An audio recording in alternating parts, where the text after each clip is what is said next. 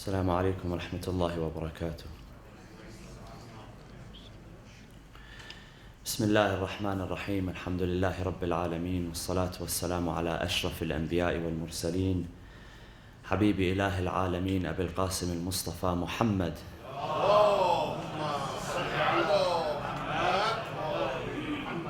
وعلى أهل بيته الطيبين الطاهرين المعصومين المنتجبين. قال الله في كتابه الحكيم: بسم الله الرحمن الرحيم: ولنبلونكم بشيء من الخوف والجوع ونقص من الأموال والأنفس والثمرات وبشر الصابرين الذين إذا أصابتهم مصيبة قالوا إنا لله وإنا إليه راجعون. صدق الله العلي العظيم. وصلوا على محمد وآل محمد.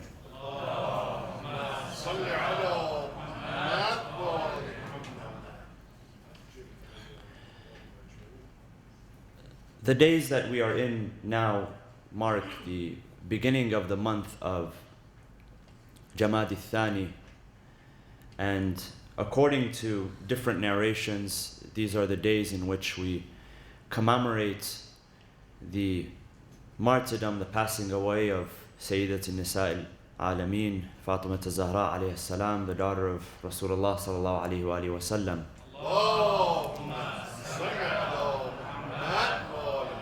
And according to different accounts, there are different dates which are set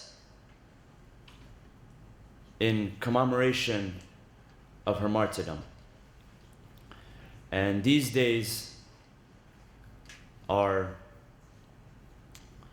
the longest days after the martyrdom of the Prophet, and the Prophet, as we know, passed away towards the end of the month of Safar. And so these days, the first few days of Jamad al-Thani represent the farthest stretch. So the different narrations which exist, which mention different dates, some a few weeks after the martyrdom of the Prophet, some a couple of months, and these are the last ones. So what I'm saying is that if you look at the date in which she passed away, the longest we can go, the longest we can say is only a few months after the martyrdom of Rasulullah. And I was thinking this to myself the other day, and I thought, how tragic.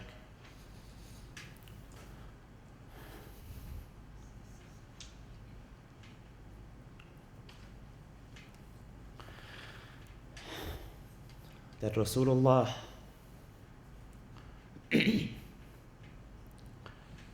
had no one to live after him. We know, according to different narrations, that the Prophet had 3 sons, all 3 who had died in their infancy. And he had 3 or 4 daughters, 3 of them passing away during his life, and the final one, Fatima, who lived only a few months after. And we ask ourselves, what sort of legacy did the Prophet leave behind? The Prophet did not leave behind sons who would inherit him. Kings and princes leave behind sons who inherit them. And you know, if you look at the kingdoms which came before and the dynasties which came before, they would appoint the heir apparent and the heir of that heir upon birth. And so in many different dynasties, children would become kings and queens because their parents, who were kings and queens, would pass away, and this child would become a regent until they became of age, where they would sit at the throne. But the Prophet had no such example. The Prophet did not leave behind any sons at least, who would inherit this legacy and who would leave after him, because the Prophet was not a king, he was not a prince, but rather was a messenger. But the Prophet did leave behind a legacy, and according to the famous hadith, he says that I leave after me two things, two heavy things, الثقلين, the two heavy things, كتاب الله وعترتي أهل بيتي ما إن تمسكتم بهما لن تضلوا بعدي أبدا. And in another variation of the hadith, لن يفترقا حتى يرد علي الحوض, that they shall not separate these two heavy things, these two weighty things, my family, the book of Allah and my family, and they shall not separate from one another until they come back to me, until they return to me. And the point of return is what is referred to as the hawd, the pond, and we believe that that is where the believers shall meet the Prophet on the Day of Judgment, upon a pond where he will give them a drink to quench their thirst. When the Prophet passed away, we know that it was not a very simple time, even though the Prophet had left directions as to what would happen before him many different times. I had a friend approach me one time who was doing research about the event of Al-Ghadir. And as we know, the event of Al-Ghadir took place when the Prophet was returning from his final pilgrimage. And before the companions went in their separate ways, the Prophet stood at Ghadir Khum and he brought forth in front of the masses, in front of the tens of thousands of people, the companions, he brought in front of them his cousin and his son-in-law, Ali ibn Abi Talib, his trusted, righteous companion. And he appointed him. He said, "Man kuntu mawlah, fahada aliyun mawlah, or fa'aliyun mawlah, Allahumma wali man walah wa adi man adah." He who is ever I am his mawla, Ali is also his mawla. And so the friend who was doing the research was not a follower of Ahlul Bayt per se, not from the school of thought of Ahlul Bayt, but he came to me and he reminded me of something which, you know, when you're born inside a religion or from a certain school of thought, there are things which you may not pay attention to because you're born with it, right? And you take it as just as it is, and you don't really reflect into the meaning of it. And so he had the sermon, and he said, I need help with the translation. He said, look here, the Prophet, before even making mention of successorship or who is his friend or who is going to succeed after him or anything like that, he says, Ayyuhan nas, O people, I am about to be called on and I must respond. So the Prophet knew he was passing away. So my friend was telling me, he said, look, the Prophet knows he's about to pass away. So anything that he says is going to be of utmost importance. Imagine you place yourself in that position. You know you have 1 week or 1 month or 1 year to pass away, and you have one chance to stand in front of your family members and your friends and your loved ones. Perhaps they number in the hundreds or the dozens or the thousands. And you have one chance to spread a message which will be heard by all, and you tell the people who are there, who are present, to inform the people who are not present. This is exactly what the Prophet did. What kind of message will you deliver? What sort of message will that be? Will that be a message of, hey, I lost 5 pounds today? Or what sort of message will it be? Will it be an important message or an unimportant message? It will be a very important message. So he said, look, just this first statement reveals what the Prophet is about to say. The fact that the Prophet says, I am about to be called upon and I must answer, يُوشَكُ أَنْ أُدْعَى فَأُجِيبُ, I am about to be called upon and I must answer. This tells us that what the Prophet is about to say is of utmost importance. And so he left behind the Prophet on many occasions, by the way. It was not only once where he said, I leave behind the Quran and my atra. It was on many occasions which preceded Al-Ghadir, before and after. Right? And with that, we still find that when the Prophet passed away, there was much confusion and there was much turmoil. Why is this? Well, we have to understand the role that the Prophet played for his community. The Prophet was not only a prophet and a messenger, he was a beloved man of his people. He was a trusted man of his people. He was trusted. He was trustworthy. He was truthful. He was kind. He was a friend. He was a brother. He was a confidant. And this is a messenger who appears 600 years after the previous messenger, and that is Isa alayhi salam. And so when the Prophet does appear in the 7th century in the Arabian Peninsula, it's a big deal. And the people who receive the Prophet, they understand this. And so they appreciate the fact that this Prophet was sent to them. So they developed an attachment to him. And when the Prophet passed away at a fairly young age. The Prophet passed away, according to reports in his early 60s, about 63 years old. And he didn't have any sort of apparent debilitating disease. There's nothing in the reports that said that the Prophet had a debilitating disease. The Prophet had fallen ill, and his illness would cause him to lose consciousness and then regain consciousness. And this took place for about a week or 10 days before passing away. And then the famous event, which is referred to in the hadith and described by Abdullah ibn Abbas, the cousin of the Prophet and the trusted companion and narrator, as Raziyatul Khamis, the calamity of Thursday. And when Abdullah ibn Abbas would describe this event, he would weep till the point where his beard would be drenched in his tears. And he would say, Thursday, a calamity. What sort of calamity it was? And this is when the Prophet had ordered those who were around him to bring for him something which he can write on, so that he would write something, a will which would not lead them astray. And after the conflict ensued, the Prophet requested that they leave, because the Prophet said that it is not befitting that you argue in front of the Messenger of Allah. This took place on a Thursday, this event, Raziyatul Khamis, and the Prophet passed away the Monday after. And so it was a surprise for people.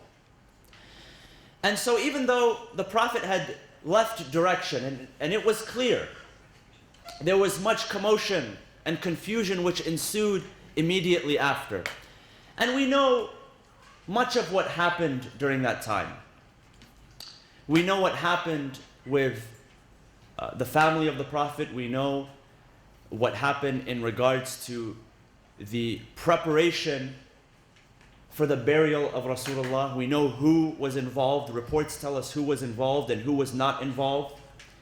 And reports tell us of the plans to choose a successor from among the companions after the Prophet.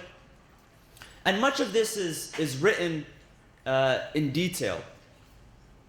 And so one of the books which describes much of the ordeal which took place is a book by the name of Kitab Salim or Sulaim bin Qais al-Hilali.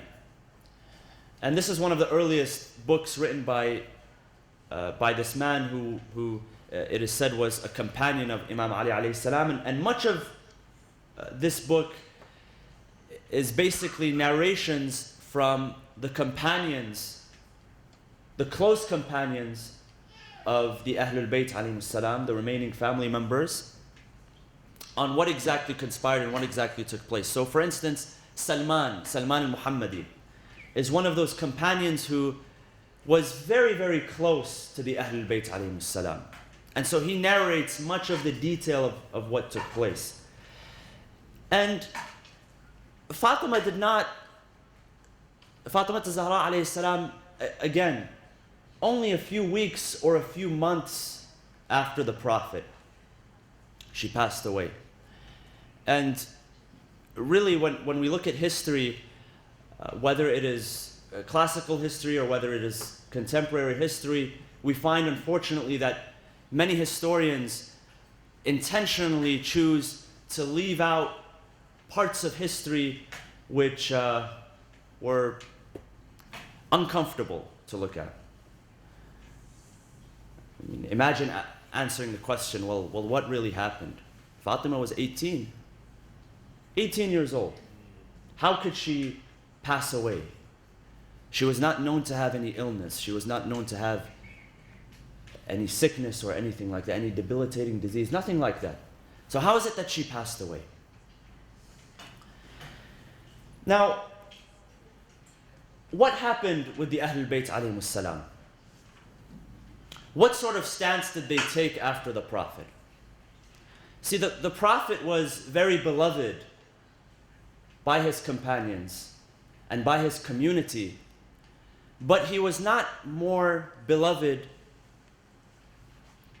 to anyone than he was to his Ahlul Bayt alayhimus salam. The people who were affected the most were those who were closest to him. I was reading in Nahj al-Balagha a few days ago a hadith attributed to Imam Ali alayhi salam, and many years after the passing away of Rasulullah, many years after the passing away, someone comes to him and he tells him, Ya Ali, why have you not dyed your beard? It was a custom for men to dye their beard for a number of reasons. It was a sunnah of the Prophet, and it was a sunnah of the Ahlul Bayt alayhimus salam, especially to dye their beards. And so this man asks Imam Ali, why is it that you have not dyed your beard? And he says that we are still in a state of mourning for Rasulullah, and this is our adornment. This is the way we adorn ourselves, in the state of huzn and in the state of mourning for Rasulullah. Many years later. And you can imagine the way that Amir al-Mu'mineen was affected, and the way that Fatima was affected as well. The Prophet says to Imam Ali alayhi salam, he says, "O Ali, no one knows me except you and Allah. And no one knows you except me and Allah, and no one knows Allah except me and you." And so imagine that in this triangle, one person is taken out. What kind of effect that had? So the person who truly understood Imam Ali, the only person who truly understood Imam Ali, was now gone. And so this affected the Imam. And so what did the Imam do after the Prophet passed away? It is said that he did not leave his house, aside from preparing the body of Rasulullah and aside from burying the body of Rasulullah. He did not leave his house until he had fully compiled the Quran in the way that he had heard it revealed to the Prophet. And so the Prophet had, when he would receive the revelation, the Prophet himself was not a writer, nor was he a reader. So he would have scribes who would record the verses of the revelation, and among them was Amir al-Mu'mineen alayhi salam. And not only would he write down what the Prophet had said, but also the explanation of the verses, the commentary of the verses, he would also record. And so he took it upon himself not to leave the home until he was done compiling the Quran, for whatever reason it was. He would not leave the home until he was done compiling the Quran, and he compiled it soon after. And according to reports and according to narrations, he had brought this copy of the Quran to the authorities after, and they looked in it and they saw it and they returned it to him, and they said, we do not need this from you at this moment. Fatima alayhi salam, and inshallah tomorrow we'll go into a little bit more detail as to the dispute which took place, or the conflict which took place. But really you find that the life that they lived after the passing away of the Prophet was a life of humility, a life of humbleness, a life of asceticism. Not the life that you would expect. Like I said, when kings pass away and when princes pass away, they leave behind an inheritance for their family members to enjoy. In some countries in the Middle East, the day that the king dies is a very joyous day because the person in line gets to celebrate and shake hands with everyone and enjoy the prestige of being king. But with the Prophet it was different because, again, the Prophet did not leave behind much. In terms of property, what did the Prophet leave behind? Almost nothing. His legacy was the Quran and the Ahlul Bayt which he left behind. But even though Imam Ali alayhi salam and his wife Fatima, even though they lived a life of asceticism and humility and humbleness, this did not divert them from the responsibility which they were entrusted with. Because the Prophet, we believe, had told Imam Ali and had told Fatima of what was to come. In one tradition, that he had told Fatima that about his passing, and so she began to weep. She was sad, she was somber, she began to weep. And after that, he told her that you will be the first to see me after passing. And so for that, she began to smile. She began to laugh because she understood that it was only the separation was temporary, and it was not a permanent separation. It was a separation of only a few days. This did not allow them to be diverted or swayed from their responsibility, because we know both Imam Ali alayhi salam and Fatima took a very strong stance after the passing away of Rasulullah, and this is because Rasulullah had entrusted them with a responsibility. He had entrusted them with a responsibility of continuing a message. Now, many people ask, well,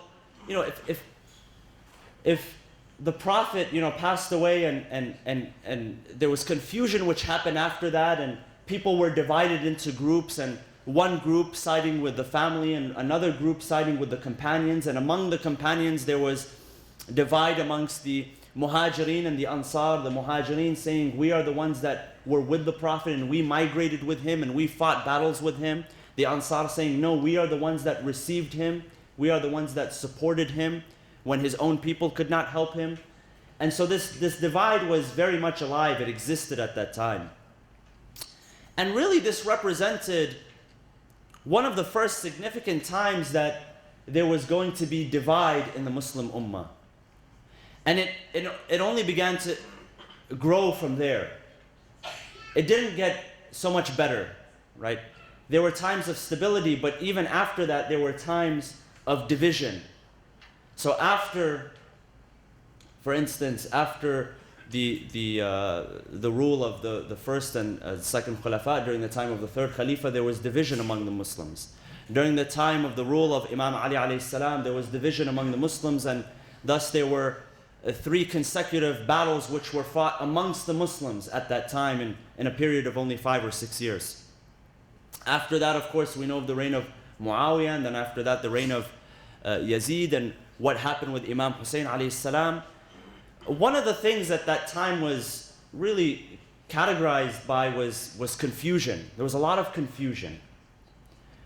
And so to find that Imam Ali alayhi salam and to find that Fatima alayhi salam and the companions which supported them, the very close companions, such as Salman and Miqdad and Ammar ibn Yasir and Abu Dhar al-Ghifari, to support them and stand by their side unequivocally was something which was very remarkable. These were people who were courageous. These were people who had learned courage and bravery from Imam Ali alayhi salam and from Fatima. Ali and Fatima were known as very brave and very righteous and very courageous people. And what that meant, when we talk about bravery and we talk about courage, people tend to assume that a person who is brave or courageous does not fear at all. That's not true. That's not the meaning of courage and bravery.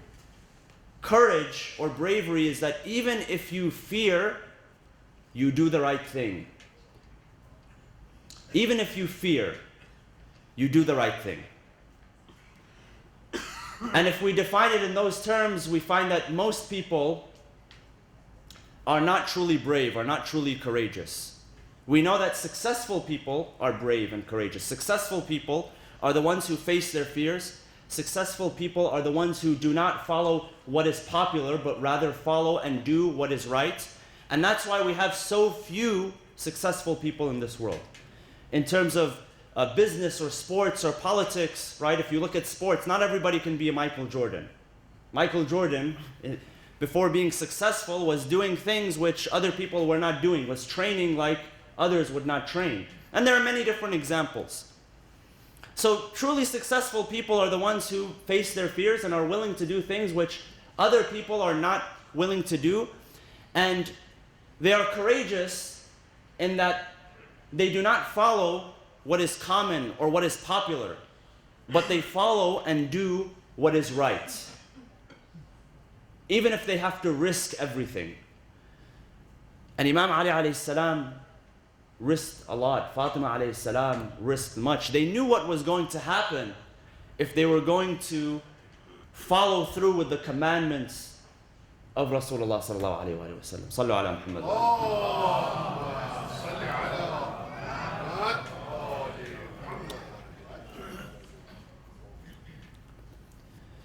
And we know what happened after that. We know that Fatima only lived for a few short months. Imam Ali alayhi salam, even though he lived for many years after that, it was not a life of ease. It was not a life of comfort. In fact, it became harder and harder and more challenging as time went by.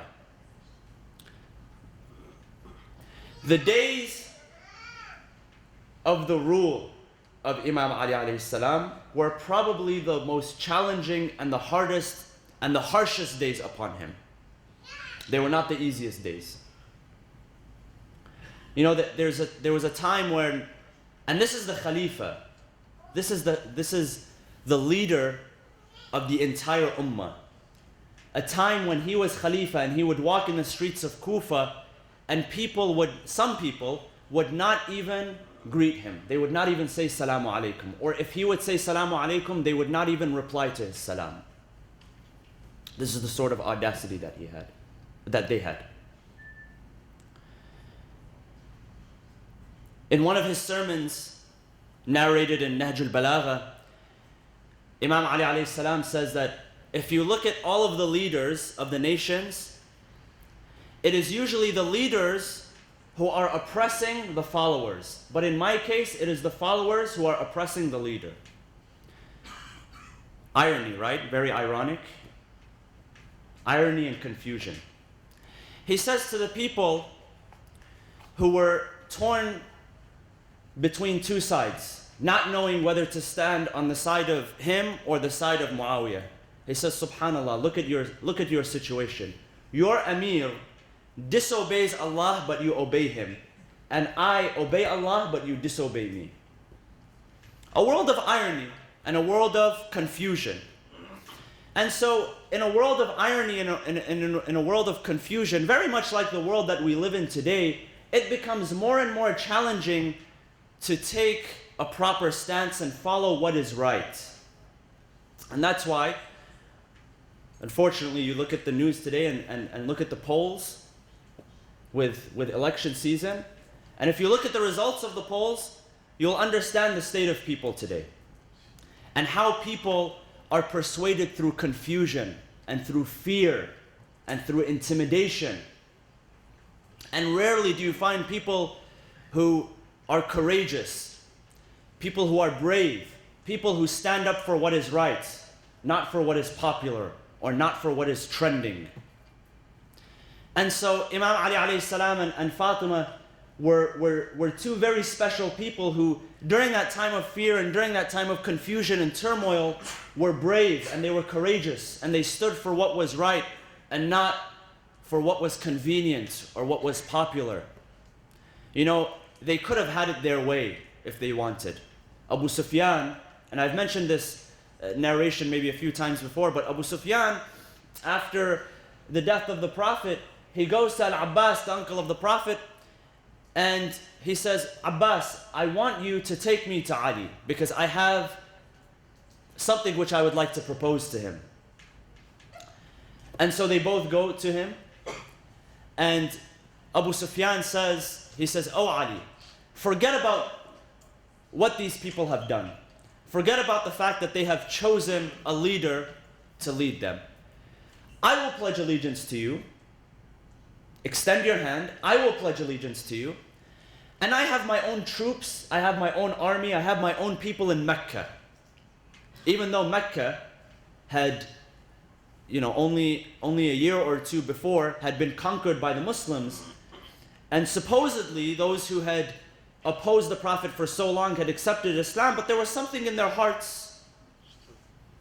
There was still something in their hearts, and the Quran refers to them as those whose hearts are, like this. They're still not stable. And so the Quran tells the Prophet that in order to win them over, give them some of the spoils of war. So that they're convinced. Once they see some of the spoils of the war, these are people who are driven by money. They're driven by this world. And if a person is driven by money in this world, there's not much that you can do to change them. You can't completely change a person's values if they don't have the right values or principles. Allah subhanahu wa ta'ala tells the Prophet, give them some of the spoils of war. These were the people who still lived in Mecca, and Abu Sufyan tells Imam Ali alayhi salam, he says, extend your hand, let me pledge allegiance. Forget about them, let me, Abu Sufyan, let me pledge allegiance to you. And upon your command, upon your request, we'll take over Medina. I will fill Medina with troops. And so Imam Ali alayhi salam, of course, was wise enough to understand the motives of Abu Sufyan, and so he refused his request. But the point is that if that's what he wanted, he could have had it his way. And he could have lived like an emir, he could have lived like a king. And he could have forced his hand violently among the people, but that was not the character. That was not what was right. That was not what being brave and courageous did not mean that he had to hurt people. Being brave and courageous did not mean that he had to fight people. Because the question that we get is that you guys say that Ali ibn Abi Talib was so brave, but then you say that his home was attacked and that he did not defend himself. Well, bravery and courage is not just fighting with a sword and knocking a guy over the head. That's not bravery and courage. Bravery and courage is doing the right thing. Making sure that the ummah, the nation, this new nation is protected. Making sure that there is no reason for there to be conflict, for there to be bloodshed. And so the position that they took, even though now some people would look back and say that, well, it was very passive and, why did they not stand and request their right and take their right forcefully? Well, that's not bravery and that's not courage. Bravery and courage require wisdom. And what Imam Ali alayhi salam did and what Fatima alayhi salam did was acted out of wisdom. And I'll leave you with this thought, the thought that you find that Fatima was only 18 years old, very, very young. The Imam himself was young at that age too, in his early 30s. And so from a young age, they understood what it meant to follow and do what was right and not what was popular. And I think this is a lesson that many young people today can learn from, because young people today are raised in a society where they follow what is trending. You open up the Twitter app, you go to Twitter, and there's a page where you can look at what is trending. Every day there's something which is trending, or on Facebook there's something which is trending, a popular picture or a video or something ridiculous, that's there for a day, that's used to, keep you busy for a few minutes or make you laugh or make you share or whatever. That's what's popular today, is what's trending. What's the next thing that's trending? And so, you know, when they're placed in a society that's all about what is new and what is trending and what is popular and what is common, to be able to distinguish between right and wrong, to be able to distinguish between what is important and not important becomes more challenging. I think by following the model of our leaders, Rasulullah sallallahu alaihi wasallam and his beloved Ahlul Bayt and his righteous companions, those who chose to take a good stance, we have the greatest model in them. And Allah subhanahu wa ta'ala says, وَلَكُمْ فِي رَسُولِ اللَّهِ أُسْوَةٌ حَسَنَةٌ. And there is in the model of Rasulullah a very righteous example to follow. We ask Allah subhanahu wa ta'ala to count us among those who receive the intercession of and the guidance of the Ahlul Bayt alayhim salam. Bismillah ar-Rahman ar-Rahim. Allahumma aghfir lil-mu'minina wal-mu'minat wal-muslimina wal-muslimat al-ahya'i minhum wal-amwat. تابع بيننا وبينهم بالخيرات إنك مجيب الدعوات إنك قاضي الحاجات إنك على كل شيء قدير برحمتك يا أرحم الراحمين. صلى الله وسلم على سيدنا محمد وعلى أهل بيته الطيبين الطاهرين.